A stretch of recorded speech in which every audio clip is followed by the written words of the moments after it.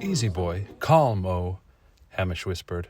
Ogrim's breath was firing out in gushes of steam in the early morning air, and his feathered hooves tore gashes in the dewy grass. The sky was obscured by a grey sheet of low-hanging, pale-bright clouds. "He's scented something," said Sparrow from atop Gelf. Zaldivar, raven-feathered cloak wrapped tight against the chill, leaned forward upon his own mount and sniffed the air. Behind Hamish and Sparrow, Brune and Bowen rode geldings lent to them from the stables of Greybrook. Hild had been granted a large, well-groomed mare. The gate guards were taking their time with the heavy doors. Vagelin, like the rest, was mounted and waiting for the gate.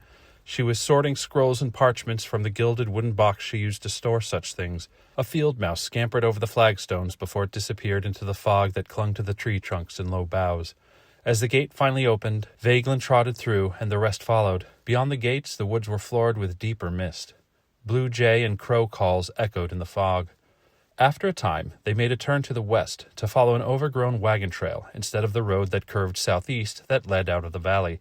The sun peered out, a bright blotch that willed itself to burn through the clouds and fog. They traveled through fields which rolled on westward and were peppered with the old cottage or cabin. Before long the sky opened and continents of white clouds coursed across the blue dome, casting vast shadows that moved over the land.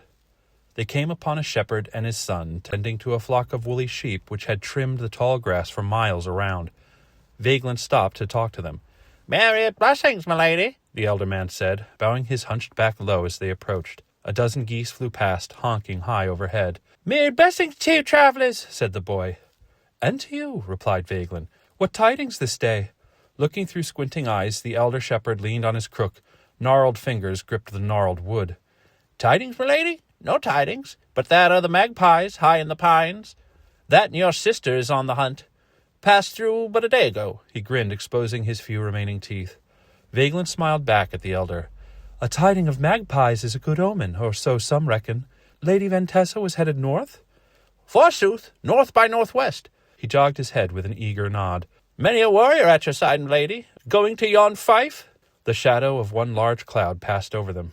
"Aye, and what of yon fief, good shepherd?" she asked. Her ambler dipped its head to munch at a long tapering tuft of grass that the sheep had missed. The boy chirped, "Tragedy! Whole family killed!" His father, or perhaps grandfather, put his hand on the boy's shoulder and pulled him back a step. The shepherd shook his head. "Ill luck to speak on such things, begging your pardon, my lady." "Yes," she conceded. Looking over the large herd, she asked, "Have you lost any head?" "Besides the common causes, yar." He shifted and leaned more heavily on the crook. "3 in the last night alone." Again the boy spoke high and loud. "3 at least, m'lady." The old shepherd tugged on the boy's arm. "Mind your manners now." As the clouds passed and the warmth of the sun returned, Vagelin smiled again at the rustic boy and his keeper. "Come here, child," she bade. Reaching into a concealed pocket under her cloak, she produced a small bronze coin and stretched down to press it into the boy's upreaching hand. "Give this to your pa," she said gently. The boy ran back to the older man and passed the coin to him. The elder held it tight. He smiled so wide Vagelin thought she might shed a tear. "Thanks, good Lady Vagelin. Many thanks indeed," the old man exclaimed. "See to your flock, good shepherd," she said, and they rode on. Some time later, Brune reached over to whisper to his brother, "How much did she give the old shepherd?" Bowen answered without turning his head, "I couldn't tell. Bronze hawk, I think.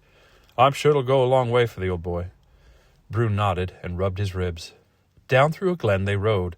The slick stones of a babbling stream slowed them as they crossed. They climbed an incline, and upon cresting it they spotted the stead. No smoke rose from its chimney. The large house was scorched on its backside, but had long since stopped smoldering.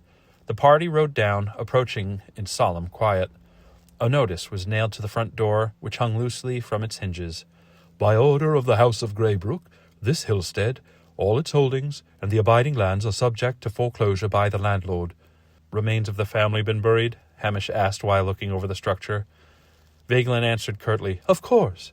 "Good." Hamish leaned back in his saddle, stretched his shoulders. He looked at Zaldivar and spoke loudly. "We wouldn't want any revenants strolling about." Zaldivar had dismounted and was looking closely at the damage on the door. "That was years ago, Ham.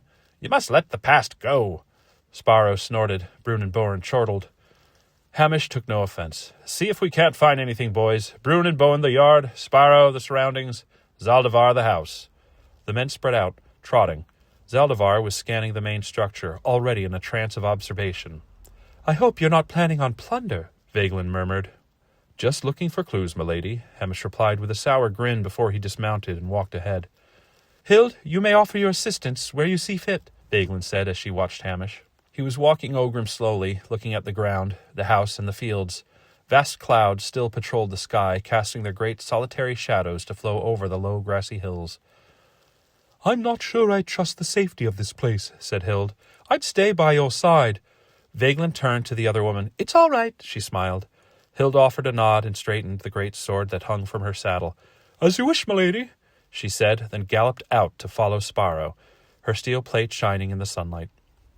Vagelin trotted up to Hamish. Her ambler was dwarfed by Ogrim's muscular height. "Do you think there are any clues after this much time has passed?" He shrugged. "I'm surprised you didn't have your wizard scour this place already." "You mean Benarubius? These days he never leaves the keep. Do you know in his youth he served the old duke? He used to, until he fell out of favour anyway." She dismounted gracefully. "Once he was quite powerful, but now he is bent back and only cares for academics." As they walked their horses side by side, Hamish kept his eyes scanning their surroundings. "Was it he who taught you?" "Some things, yes, but 'twas my mother mostly." She lowered her gaze. Hamish said nothing. Vagelin let the silence settle over them like one of the shadows from the fast-moving clouds. Sparrow had ridden out to where the field met the edge of the forest. He was making a wide circle around the house. He stopped his warhorse, Gelf, under the shade of an apple tree and plucked one of the ripe fruit from a low limb. There were tracks in the soft earth. Here a gaggle of forest roaming fowl had passed and scratched the soil. There a fox had stalked them from the underbrush. He polished the apple against a leather bracer on his left arm and heard rhythmic hoof-falls coming up on his right. Hild's long braids bounced over her shoulders, and the horse's mane undulated down its neck. She reined in her mare just outside the shadows of the tree. "Found anything?" As he looked up, her lips parted in a smile. "May I join you?" He went back to studying the tracks. Without looking, he tossed her the apple. She snatched it from the air with one swift movement. Gelf took a few steps forward, and she came to walk her mare alongside him. She asked again, "Did you find something?" He took another apple from the tree as they passed from under its low boughs. "So far, just a snack." They shared a smile and rode on in the sunshine. Bowen called, "Ham, have a look!" He was standing beside Bruin, who was hunched over, looking at something on the ground, hidden by the grass. Hamish and Vagelin rode up to them. A sword lay half-tangled in the brush, a fine, expensive weapon, with blue gems on the pommel and gold filigree on the crossguard. Though no rust had taken to it, the metal was tarnished, and there was a dark blotch where something had been spilled on the blade. Hamish noticed Vagelin was holding her breath.